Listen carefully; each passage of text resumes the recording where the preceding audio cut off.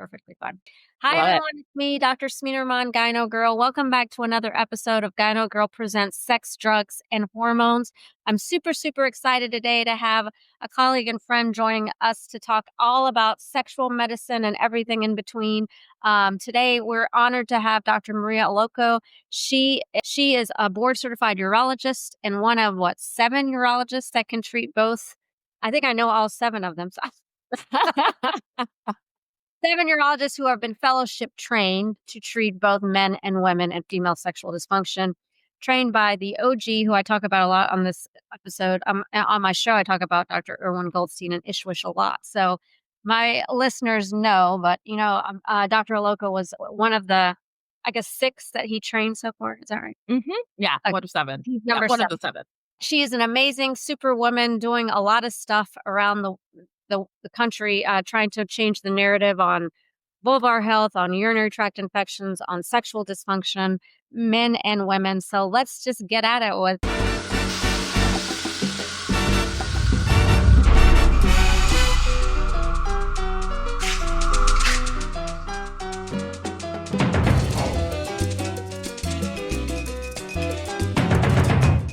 Dr. Maria Uloko. Thank you for coming. Thank you so much for having me. I'm so excited to hear about everything that you're working on, but I want to hear about your journey into the sexual medicine arena. I talked about my journey when I first started my podcast, but and then we'll talk about some of the other great stuff you're doing. But let's talk about your journey. Like, what brought you into sex med? Like, not a lot of urologists or gynecologists tend to focus on this at all. I mean, I think it's a field that nobody really teaches you about, and we're trying to change that narrative, obviously, with Yeah. everything that I know you're doing a lot with tight-lipped as well. Um, Yeah. Tell me, Yeah. what brought you into this? Yeah. So sexual health, it's so funny. I grew up the kid that was, oh, I'm not supposed to do that. Well, now I'm curious. Like as soon as my parents or society or anyone, I guess I'm a rule breaker and Mhm. also I'm a teacher's pet. It's a very unique, it's a very interesting I think you're right. interesting dynamic and an interesting dichotomy. But yeah, so from an early age, I sex was very shamed in my family. We just never Yeah. talked about it, which then made me You're also the extremely daughter of an curious. immigrant, right? Yes, exactly. Immigrant that are both very religious, Yeah. all the things. And so Yeah. it was always something that like interested me just because I was curious. It's just as soon as someone told me no, don't do it, I just became even more curious. And then also Yeah. just even growing up as a girl, I grew up as the only girl in an all essentially male family.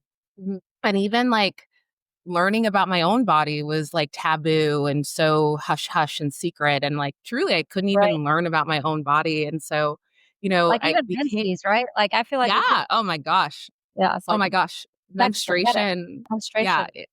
Oh, it was so shamed. All of that was so shamed, so full of secrecy.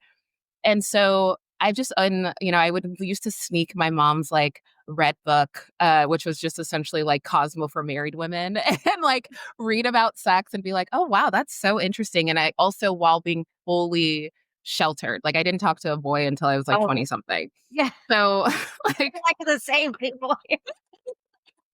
and so, Right? Like you're yeah, like, don't exactly. talk about sex, don't have sex, don't talk to boys. And then at some point, hey, go get married. And like, Yeah. why Why aren't aren't you you doing married all yet? this? Yeah.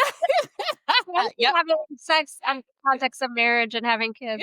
Yeah, exactly. And so, when I got into, and I've always had, very dirty sense of mind, humor, all the things. And I got into medical school at 17 and like all of my friends were like, oh my God, you're going to totally become a urologist because you love telling a dick joke. And I was like, whatever, sure. What's that? I didn't even know what a urologist was. And Yeah.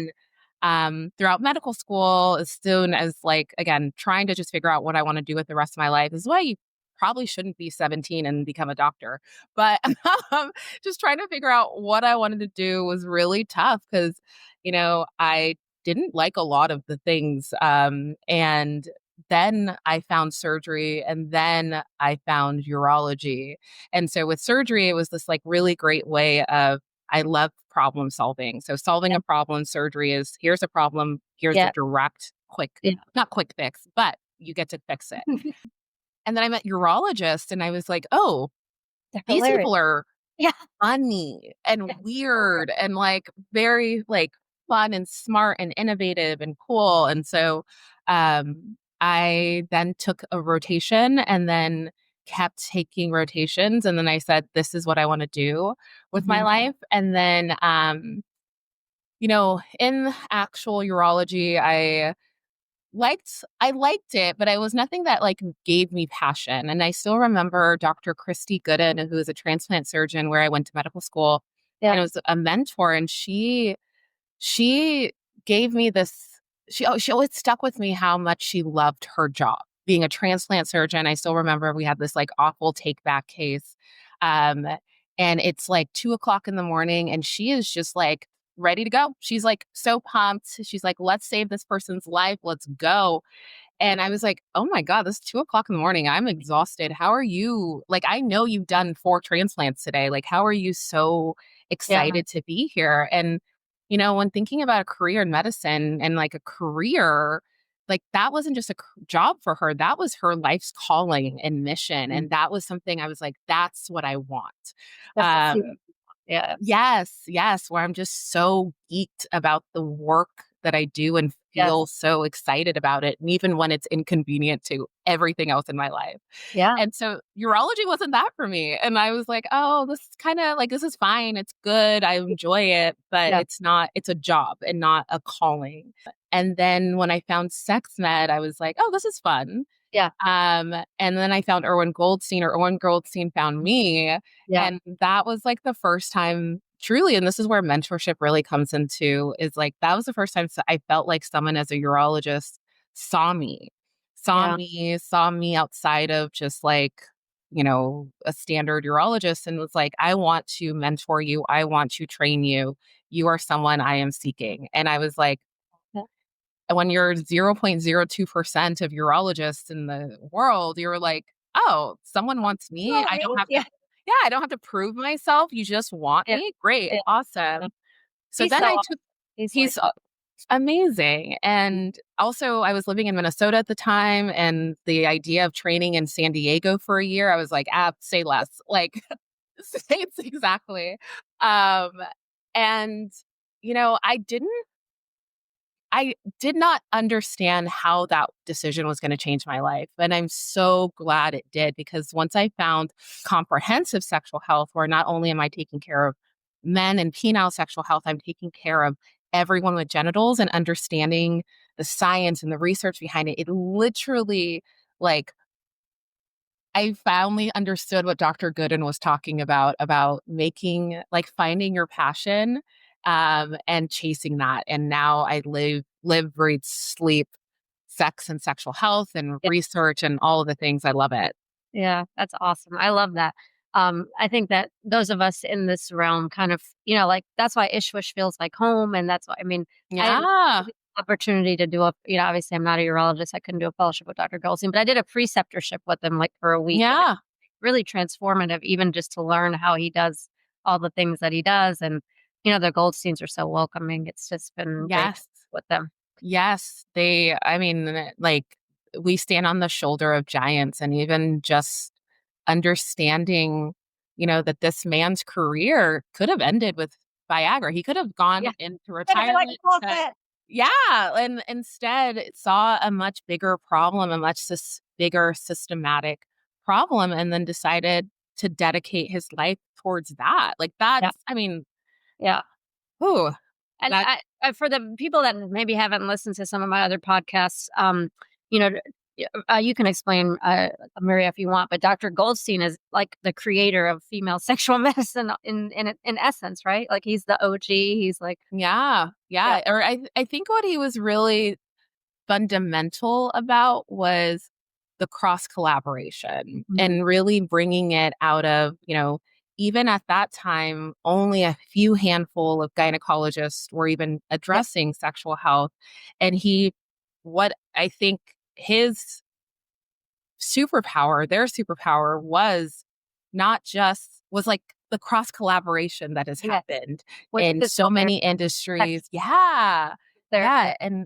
And really creating that space. And as someone that's in a season of creating and creating essentially across different industries, I'm just like blown away by the foresight and the vision to make this happen and to make it happen on a global stage. I mean, It's amazing. truly amazing. Right. And I think that's kind of the story he tells is like it was actually the onset of Viagra that like brought women to the table and being like, what about us? They're having sex with us. Yeah. Who's helping us? And he was like, aren't the gynecologists helping you? And they're like, nope. Yeah. So that's kind of how It's it evolved, right? Like, yeah, it's such a it's so because so many people could just been like, well, oh, that sucks for you all. I'm exactly. done. I Yeah. already did the thing. I've already dedicated like decades of research towards a thing and I created something amazing or aided in creating something amazing. And instead he said, okay, Yeah. I'll Let's go. go solve that other problem. Right, that's amazing. But yeah, it's a great field, and we always say that Ishwish is home to so many of us that do sexual medicine, and the Goldsteins are prominent in that. But let's talk a little bit about also like I met Dr. Uloko at well, I mean, I think we met through social media initially, and then I was at the ISSM/SMSNA conference in Miami in 2021, 22, 21. 22. 22. And where she and Dr. Blair Peters and Dr. Maria Loco were presented an award for this amazing research. So let's talk about it because, I think what was it like 1970 something? Someone investigated cow clitoris and said they had over 8,000 nerve endings, and that's kind of where we landed. Like that's where it stopped, and people just Yeah. had the same amount. Let's talk about your research. Amazing. Yeah. So, I think the research, so the research was that we defined how many nerves are in the human clitoris, which was significantly more than 10,000. We could only quantify over 10,000. But if we just really think about it, it's just a lot. It's a lot.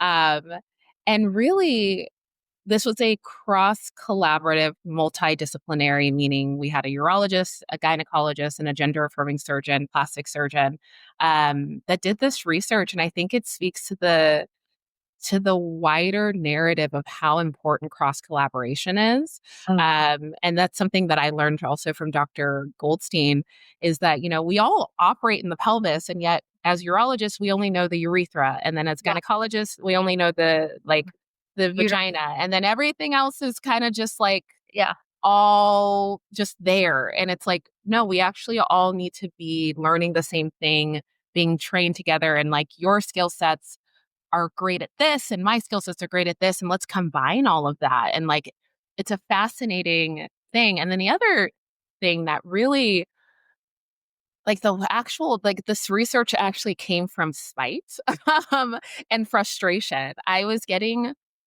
one of the most fascinating things in taking care of stepping into the realm of women's sexual health and people with vulvar health was kind of this general lack of facts in women's health yeah, where it's to go from urology or in men's health where we have guidelines for every single thing to the point where it's so like I was actually a little upset because I was like, oh, there's the art of medicine and like thinking and doing all these things. And it's like, and urology, it's like, no, there are guidelines and you stick to the guidelines. And if you don't follow the guidelines, like, you're not a good urologist and you could potentially get sued. All those things. right. And so I was like, oh, whatever. And then I realized why guidelines are important because in women's health, there's a lot of feelings over facts. Mm, And there, and those feelings are usually rooted in this typical paternalism, patriarchal, sexist lens yeah. that if we were to really boil it down is did you die though? Like that's what is Yeah, always like exactly. Like, the okay, well, you suffer, like, this and that, but yeah, it's not always this like across exactly suffering is accepted. There's this understanding, there's this general underlying current of you should just be excited that you didn't die.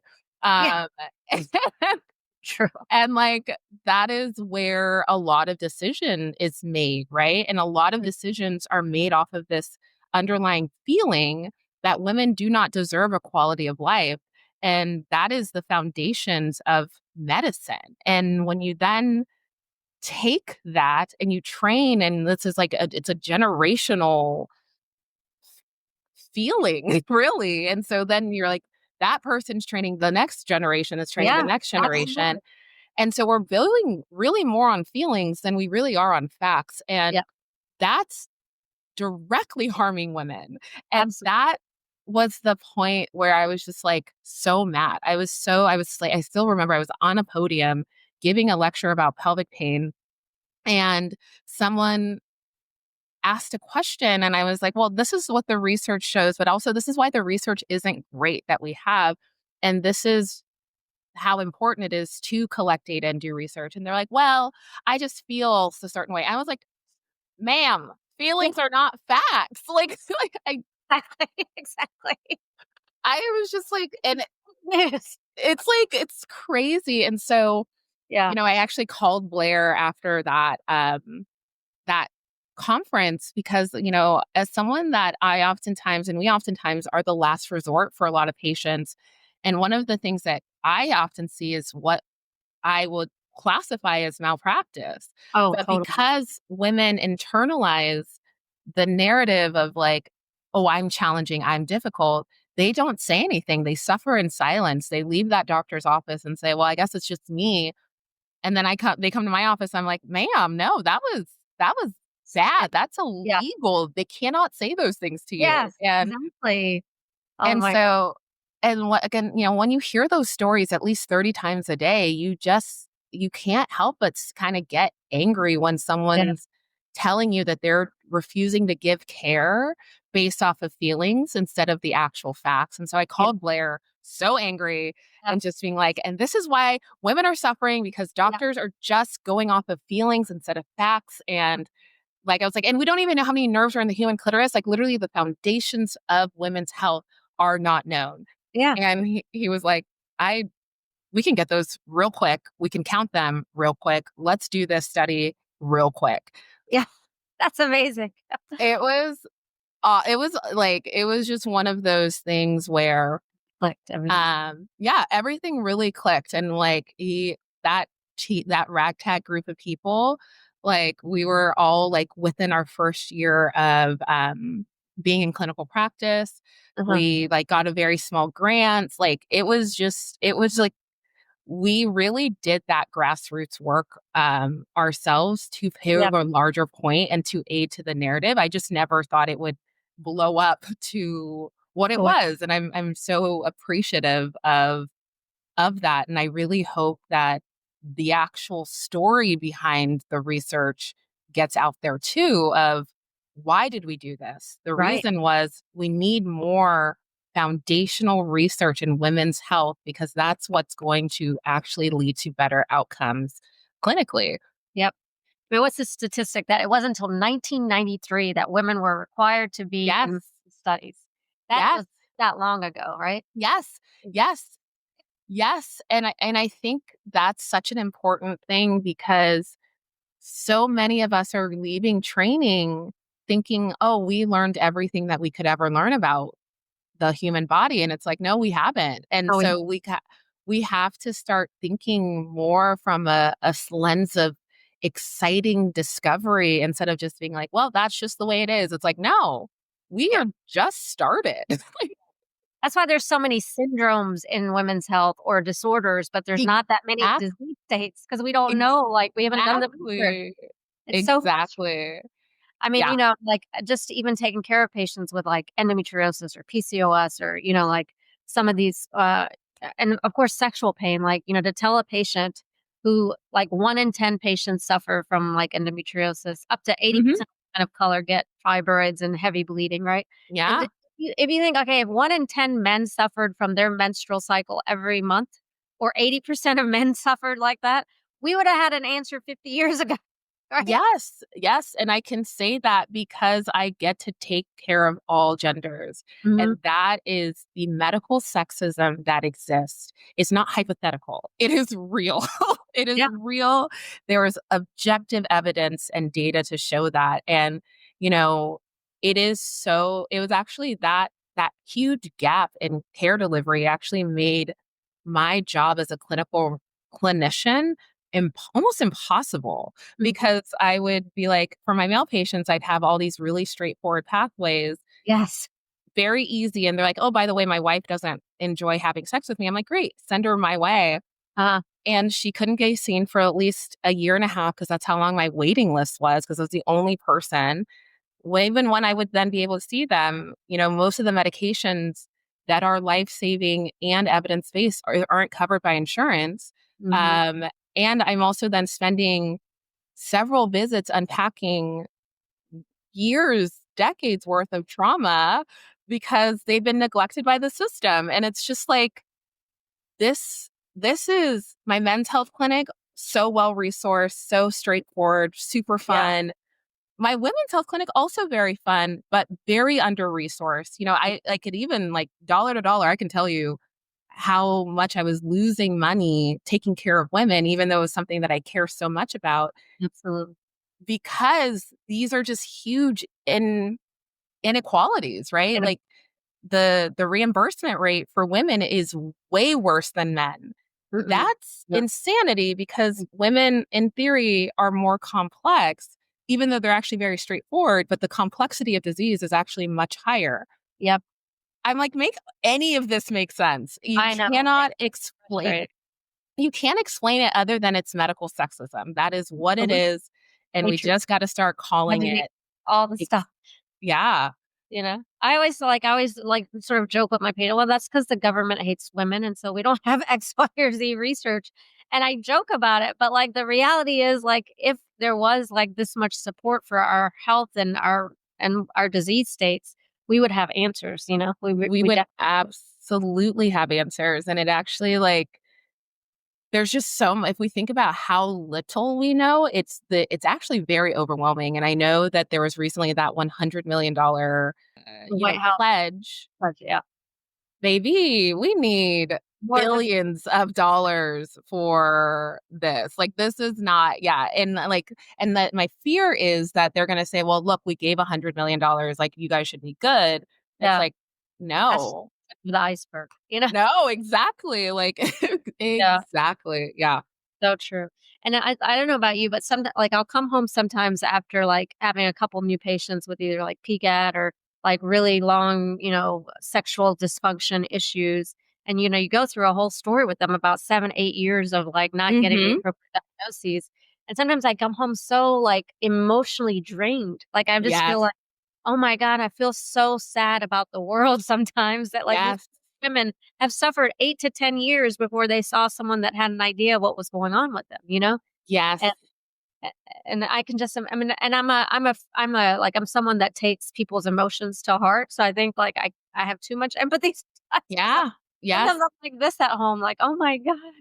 Yeah, no, I mean, towards the end of my academic career, I would sit in my car for like an hour just to decompress. Like, you're really taking on a lot of trauma, right? You're listening to people unpack some of they're unpacking their pain. When you're a chronic pain specialist, when you're all these like a women's health specialist, you're going to be unpacking not only trauma but also medical neglect, Yeah. and medical malpractice, because a lot of the conditions that people have been quote unquote told that is impossible to treat, chronic, recurrent, it's actually just misdiagnosis. That Right. was the part that made me so mad, was Mhm. that, this person is sitting in my clinic, has taken off work, has dedicated, have literally changed their entire life because of this disease state.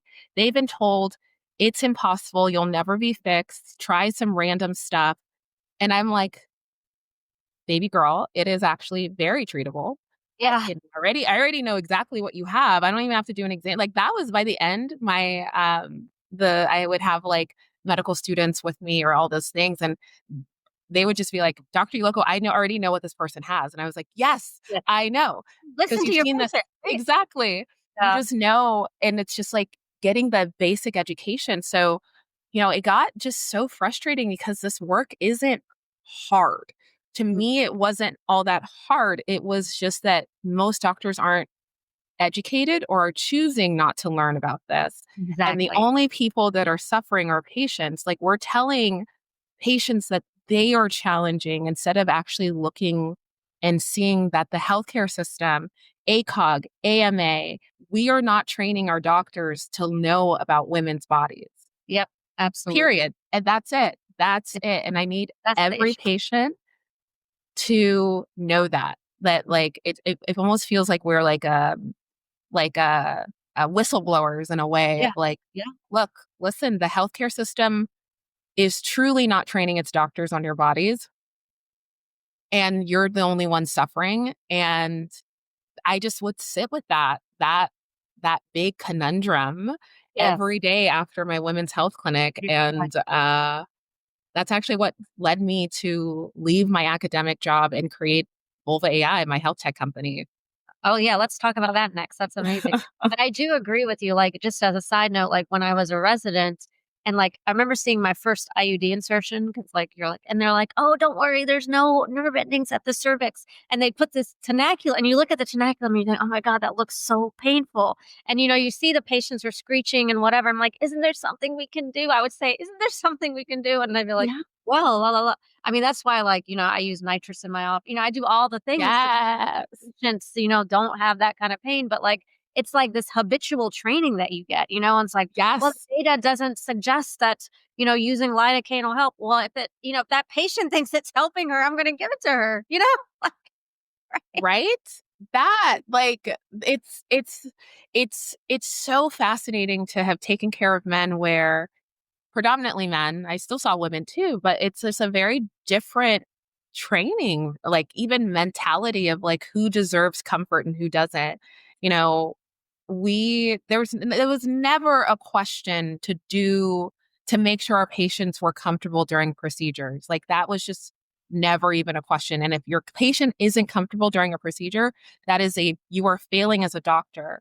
That was truly, like, I still remember my chief going through all the blocks with me, um like doing ER procedures with me, and like giving me feedback of like, you didn't make the patient comfortable enough, like, and like as an intern, and I was like, you know, s- writing Writing things down yeah, and being like, of course. So I'm being yeah, trained that like my number one job is to make sure, it's obviously to do the thing that I need to do, get them diagnosed and treated, while making sure and prioritizing their comfort.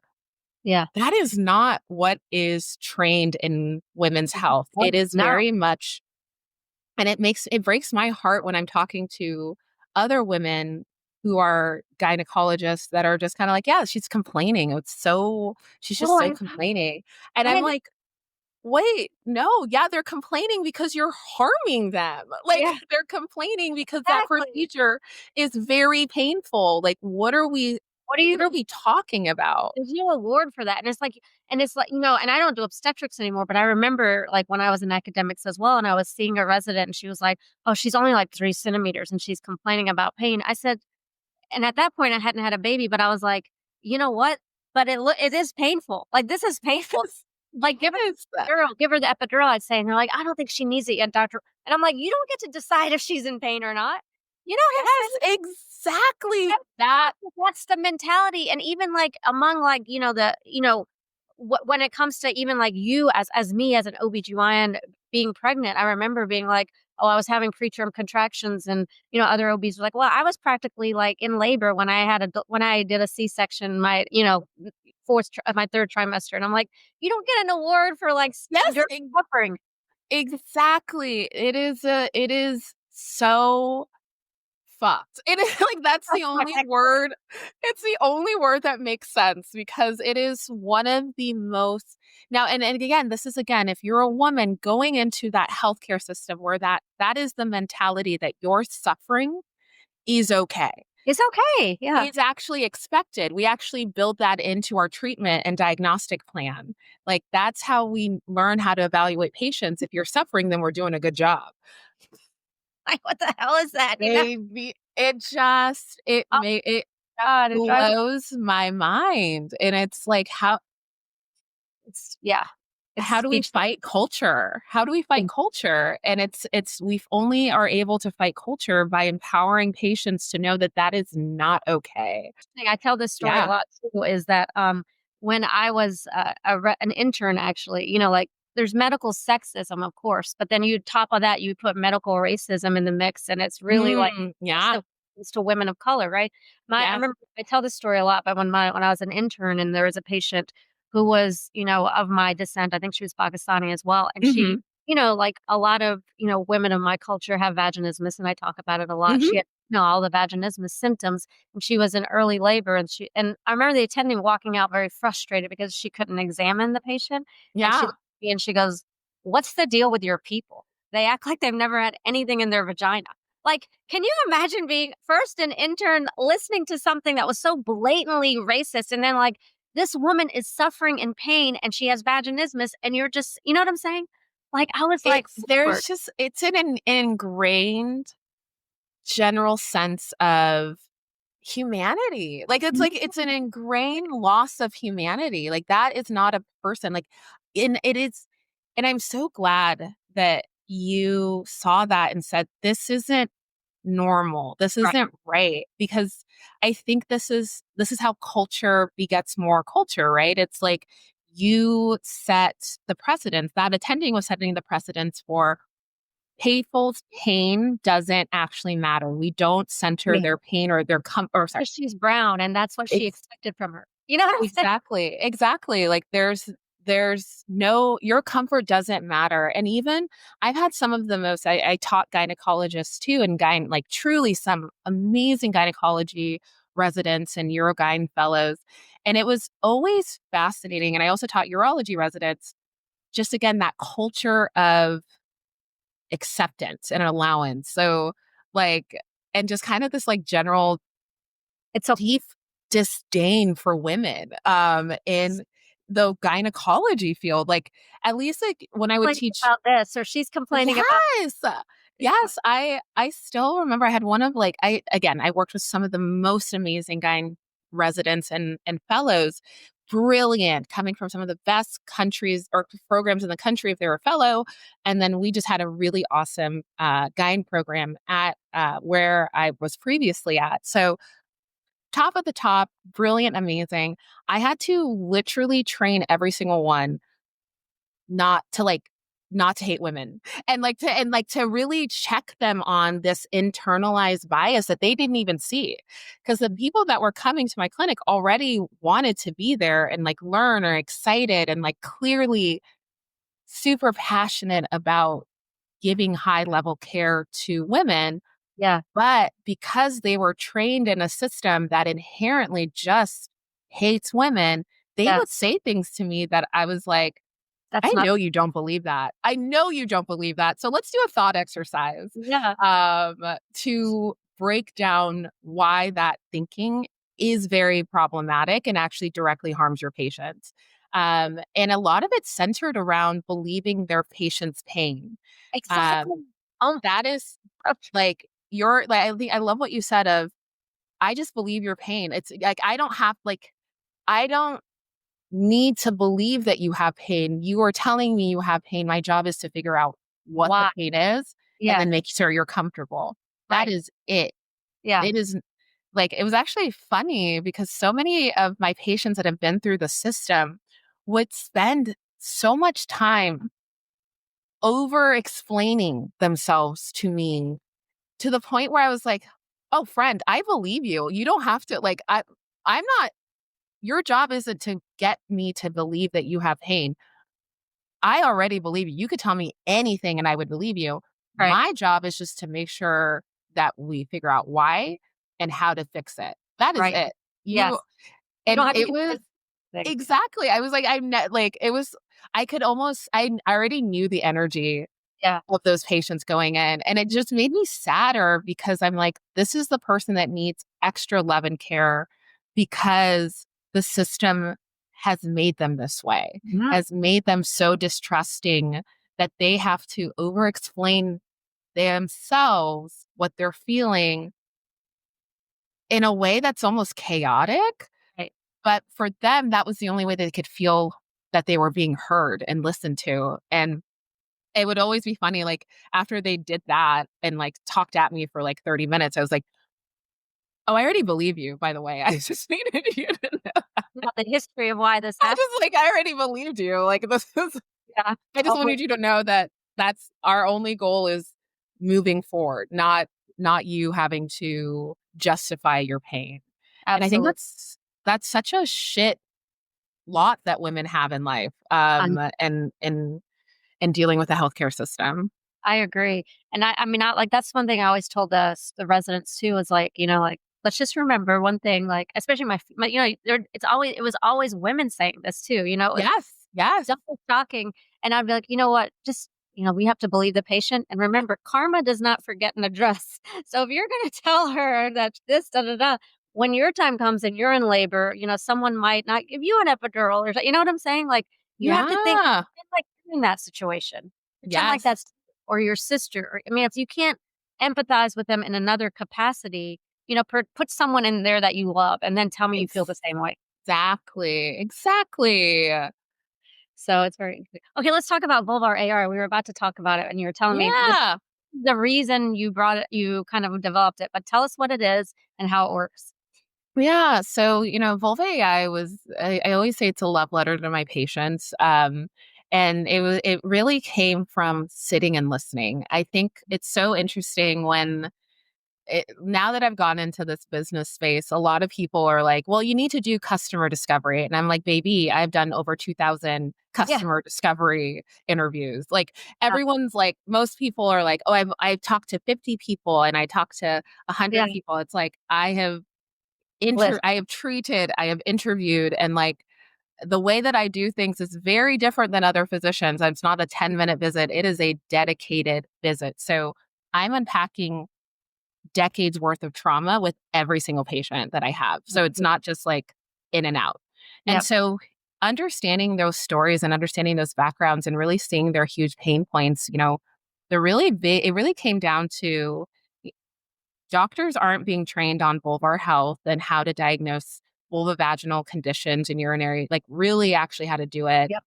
Yep. Women then themselves don't know about their own bodies. Like it was so fascinating. I'd have a patient that was like suffering for 20 years. We'd do an exam, and within 5 seconds of looking at her own genitals, she was like, wait, why is it all red? And I was like, you know how much pain you've been having? That's why. So it's like, the amount of women that I would have crying in my office of just like for many reasons, but one of the hardest ones was they would also start crying during the exam, not because it hurt, because I do it very differently, but because they could actually see what was causing their issue. And if only someone had if only they had known to look. That was like, I was always, they would always be like, wait, what? That I Yeah. could have saved myself so much time, effort, energy, heartbreak, money, relationships, right? And so I was like, okay, that sucks. And then also, third, they couldn't even find resources to then go look up, right? So many people would go to their doctor, get dismissed, Hmm. or they get the wrong treatment, and then they would go onto the internet to try to find solutions, and they couldn't find anything. They were like resorting to Reddit. When you Yeah. are resorting to medical I information on Reddit, we have fucked up as a system. And so entirely. Entirely. entirely. And so, it was just one of those things where looking at the math just wasn't mathing. Yeah. I was spending all of my time, either Right. at work doing research or trying to train other doctors to do this work.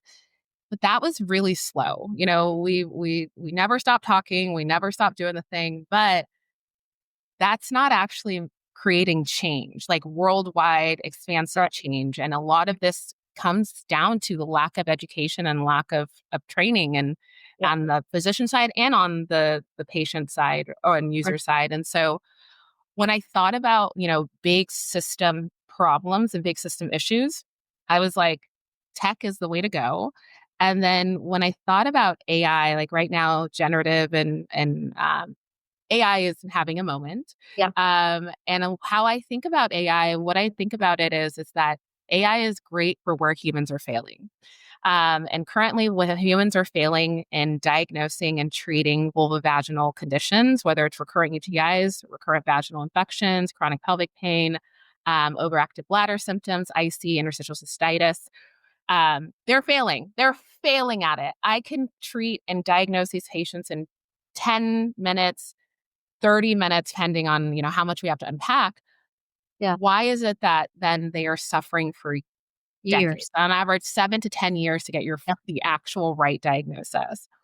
And so, and I oftentimes would tell the people working with me in clinic, they're like, this is so straightforward. How is it that everyone's missing this? And I was like, we do a whole Complicated. thing. Yeah, I was like, oh baby, there's systems. How much time do you have? Yeah. Um, and so yeah, I thought about it of like, there's just not enough doctors that are trained in this.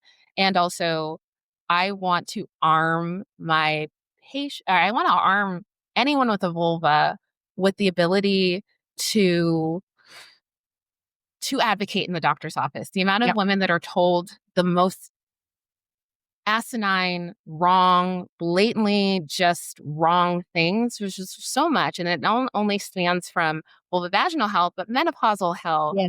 um, endometrial health, like anything along with in the gyne space. There's just a lot of there's no standard, right? It was Exactly. just like there was just no Half universal standard, half gynecologists I know don't even examine them all. So sometimes right? I'm like, "Well, you clearly have lichen sclerosis." In my head, I'm looking at your vulva, like, totally, like, fused labia, clitoris is long, Yes, and I'll yes. show them, and I'm like they're like, "I don't know, no one's ever said this to me before," and, like, Right. they get Oh my, so many right? misdiagnoses, like just so many. And so I said, you know what, I'm gonna go. I used to say my this work was so straightforward that I could train a monkey to do it. And so instead of a monkey, I went to go train an AI algorithm how to do this. And so what Vulva AI is, it's using predictive AI to help not only uh, to help two people, right? So to help the physicians, because as of right now, when patients come in and says, I have chronic pelvic pain, the physicians have no idea where to start. They just kind of start throwing things at them and just hoping something sticks. And this is Yeah, why we have such poor treatments outcome success.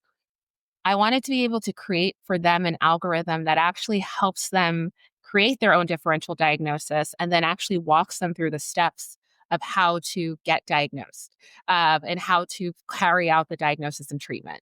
So that's one aspect because many physicians need this training, but predominantly this was for patients, right? So for patients, they can also do the exact same thing. But I'm also teaching them how to advocate for themselves in the doctor's yeah, office. So, say that you're someone with chronic pelvic pain, you've seen another specialist, they gave you another lidocaine cream that's not working. You're going to go see your next specialist. But before you do that, you get to log into Vulva AI, create your user profile. You then take a quiz based off of your symptoms, whether it's recurrent UTIs, whether it's chronic pelvic pain, whether, whatever it's bringing you to the app, you take a very tailored quiz. That quiz then creates a summary.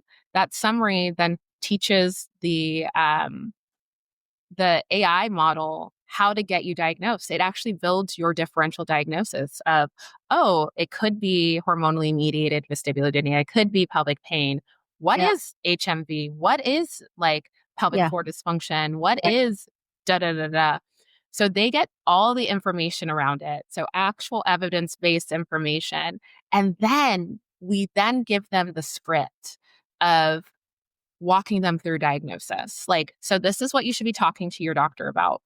These are the lab work that your doctor should be doing. And one of the fun things about this is that, you know, so much of the diagnosis you can actually see. And so I'm actually teaching um, people also how to do their own vulvar exams because everyone's like, wait, wait, how do I do a vulvar exam? I was like, Yeah. Everything is on the outside. So it's actually very easy. Easy, yeah. Um, but because there's again that poor understanding of vagina versus vulva, just people just in general just don't know their own genitals, they get so shocked that they could do their own exams, Right. and actually know, like, it's kind of like if a person has a rash on their penis, they look at their penis. They say, "Oh, Yeah. my penis hurts," and, "Oh, wow, there's a rash there. I should go to a doctor." That's essentially what a lot of what I was seeing was like, there is actual physical changes that are Visible. associated with your symptoms, Mhm.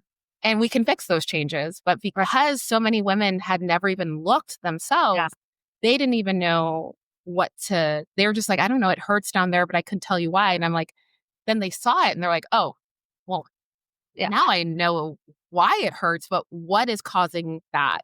And Right. so Vulva AI walks you through that entire process, and it literally starts giving women a standard of care, Good. what you should be expecting when you go into the doctor's office, and how to advocate for that. And so we're starting in the vulva vaginal space, but I want to ultimately expand to all of, anything with the women's health, right? Because there's just so much variability in Absolutely. how care is delivered.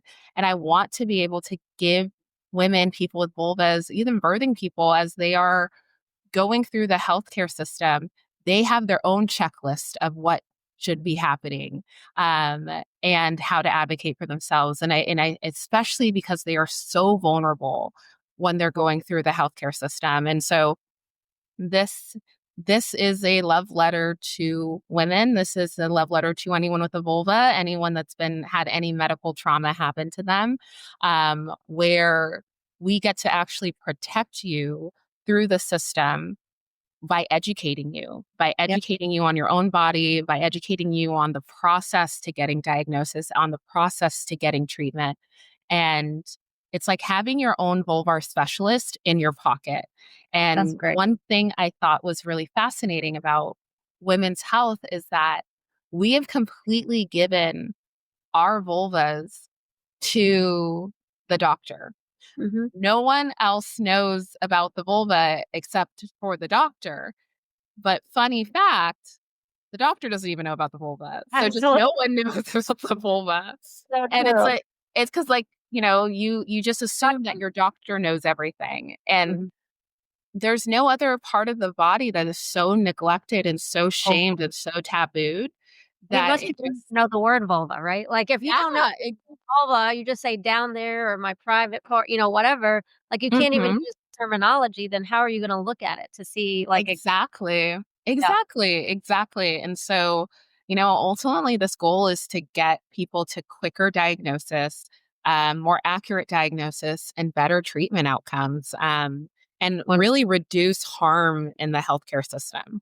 I love it. I think that's amazing, and I'm so glad you did that because, I always say in this podcast, well, my tagline is, "I'm here to educate so you can advocate," because I Oh, feel like at the right the end of the yes. day, like, you have to know everything that you need to know so that you can go advocate for yourself because no one's gonna Hmm. say no one's gonna do it for you.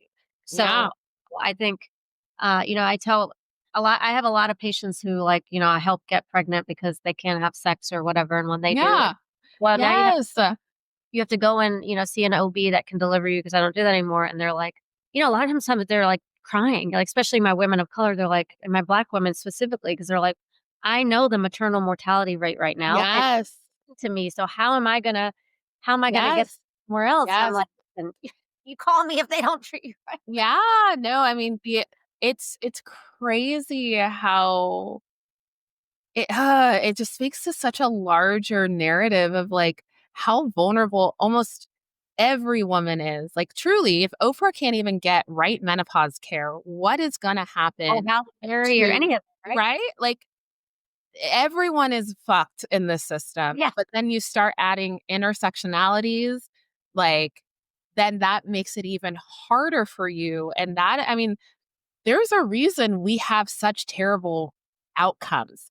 And one of them is the lack of training and the lack of education of the physicians out there. And so until Particularly with AMA, yes, yeah. And like until AMA, ACOG, like these governing bodies that are, slated to be the education, the who teaches the doctors and who trains the women's health specialists, they need to change their curriculum. And that's ultimately like, that's the biggest goal, is that, now once patients understand what their standard of care should be, they start advocating, they start putting pressure on the medical system to Right. say, we deserve better. Yeah. Um, I'm Nigerian. I love a coup. Yeah. I grew up when, like, my bedtime stories was that if you are putting people in power and they are no longer doing the thing that they're supposed to be doing, or it's not making sense, burn it down and build again. And that's that's a weird bedtime story for 7-year-olds, and yet that's what I grew up on. And Yeah. so it to me, radical change is not that insane. It's not a concept that's out of the realm of possibility for me. I feel like a lot of us in medicine learn this like learned helplessness of like, that's just how it is. That's just how it's always been. What can we do? And I'm like, we can do a lot. We can actually do so much. Um, Yes. it just means Start by thinking out. listening to your patients, like Oh, boom, boom. um, yes. And like maybe doing like a basic PubMed search. I digress. exactly. But yeah, no, I just am a big believer that we can make change. And sometimes it's going to not be as easy and straightforward as we want, but if something isn't working, you got to change it. And I it's nonsensical to me to be like, well, that's just how it is. It's like, It no. no. No, it's not how and I will say, like, just as a caveat, like, not we're not vilifying all doctors, we're vilifying the No, system because the system exactly. is rigged, and so, like, the way insurance companies are, like, they don't reimburse for things around sexual medicine or menopause. The way that Yeah. private equity groups are kind of just taking over, and then, people Yes. are, like, forced to see 40 patients a day to meet their quote. Yeah. You can't unwrap these issues in a 10-minute visit. You just can't. No, you cannot. And yeah, yeah, And so there's many it's doctors are forced into that situation. Luckily, and we're going to talk about your new practice, but luckily, some of us have been able to kind of spin off and try to practice medicine the way we want. But yeah. it's for the patient, but that's not the reality for so many people. Yeah, and I just try to figure out a solution that worked with the current landscape of medicine, right? That's like, I am one human being. I will not change the system, but can I look at the system, figure out a solution for said system while also at the same time inspiring people to start dismantling that system? Yes, that's what I can do. And that is, Well, it's also understanding that like, I am one person. I am I this is a fight. This is a fight that everyone is going to have to get involved in. Um I just happen, and I think all of us, all the Ishwish crew, the Sex Med crew, yeah, are tackling it in just different, very different ways. But we're all, yeah, yes, exactly. We're all, I mean, truly physician advocates right. trying to bring attention to this like glaring problem that we see every day. Absolutely. And I mean, truly, you're a revolutionary. I'm so happy that you're doing all this. And Vulva AI, that's amazing. Let's talk about your new practice, though. Everyone should know Yeah. with you because I don't want to take all your time today, but I do want Yeah. to start your Yes. own business. Yes. That's So on top of this health tech company, because you don't I have that much also, to do. So, I also, I mean, I still love seeing patients, and I still love helping, and I still love doing research. So I still have a full research team, still have a health tech company team, and then also seeing patients again. And so, I opened up a comprehensive sexual health clinic, in Beverly Hills, every Monday. Once a week, I will be seeing patients, anyone from erectile dysfunction, Peyronie's disease, anyone with menopause, recurrent infection. So that's also my claim to fame is recurrent UTIs. I'm a big believer that it's not actually recurrent UTIs. We can actually fix a lot of that. And it's been so great to give so many people their life back. And then long-term vulvar health. And I am obsessed with the biopsychosocial approach to sex and sexuality. And I really love emphasizing the psychosocial aspects of it. So, partnering with sex therapists, tantra workers, sexological body workers. I think there's the science of sex and then there's the practice of sex. And so I'm able to incorporate all of those things with just kind of having a really fun and robust network in LA. And so, yeah, I want to bring people from disease states to pleasure. So Wonderful. whether it's so it's a very pleasure focused practice. We Mhm. fix the disease and then we center your pleasure as well. So, yeah. Beautiful. I love it. And you do you're like, able to see both men and women, which is great. We have to Yeah. have you back on to talk because, obviously I don't see men in my office, but I do ask about patients' partners all the time so that I can, Yeah.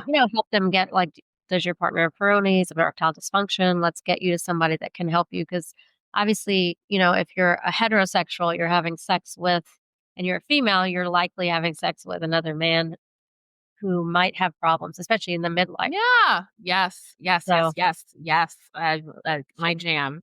yes, That's so all my I jam. wanna have you back to talk about Peyronie's disease or Yeah. Yes. I say that I can help all couples. I help all couples every iteration. If you have 7 partners, I got you. If you have one partner, it's yourself. I got you. yeah, That is I love to provide evidence-based, shame-free, fun, high quality concierge care to all my patients. wonderful.